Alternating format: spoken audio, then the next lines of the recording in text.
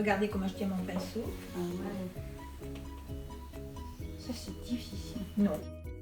Osny dans le Val d'Oise, fin juin 2020, une année pas comme les autres car troublée par la pandémie de coronavirus.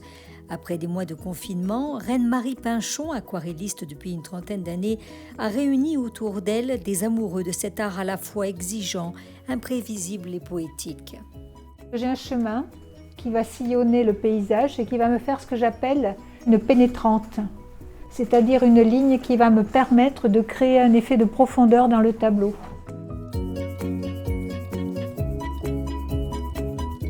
J'ai un violet bleu, c'est un PV15 transparent.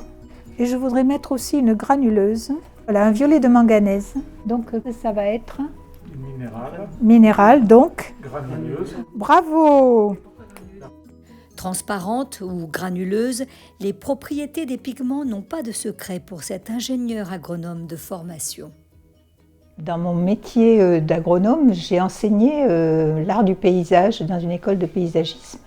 Et pour expliquer aux élèves l'organisation d'un paysage, j'ai trouvé que l'aquarelle me permettait d'expliquer plus vivement, plus agréablement mes propos sur l'organisation des plans d'un paysage, etc.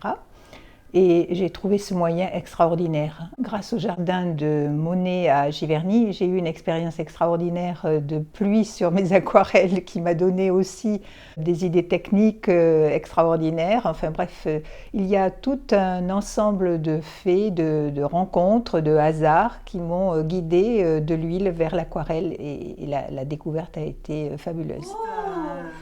Oui, c'est beau. Une découverte fabuleuse que Reine-Marie Pinchon aime transmettre. Donc il y a des petits points blancs, je les laisse. Maintenant, je vais aller faire le reste.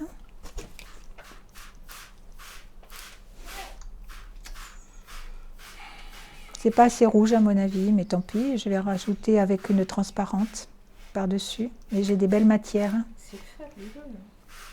Et vous voyez, là, j'ai mon chemin qui se dessine tout seul. Je n'ai pas besoin d'aller le marquer. Faire voyager les pigments au gré de l'eau en veillant à laisser le blanc lumineux du papier apparaître, tout un art.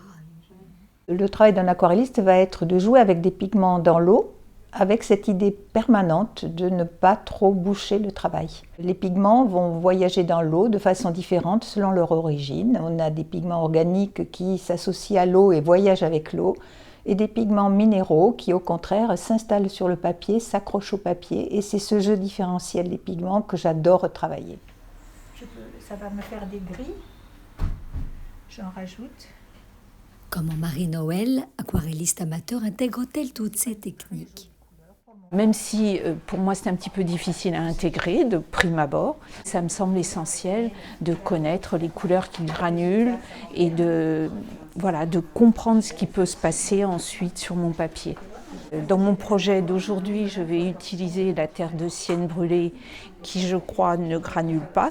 Mais je me suis dit que j'ajouterais dedans un petit peu de noir de Mars qui va granuler et qui va donc rendre plus vivants ces rochers. J'aime l'eau. Elle me conduit, elle m'emmène. Il y a des surprises. Il faut accepter aussi de rater. Il y a effectivement 80% du travail qui est dû au comportement particulier de l'eau par rapport à ces charges que l'on pose sur le papier, qui sont colorées par un grand bonheur. Et puis je pense qu'effectivement on ne se penche pas assez dans la vie courante sur ce que la couleur peut apporter au monde. Vivre dans un monde de couleurs, ça nous paraît banal à l'heure actuelle. On revient presque au noir et blanc pour avoir des effets de surprise en photo ou en peinture. Donc je pense que notre devise de peintre, ça doit être de faire entrer la couleur dans tous les espaces où l'on peut la savourer et la goûter comme une gourmandise.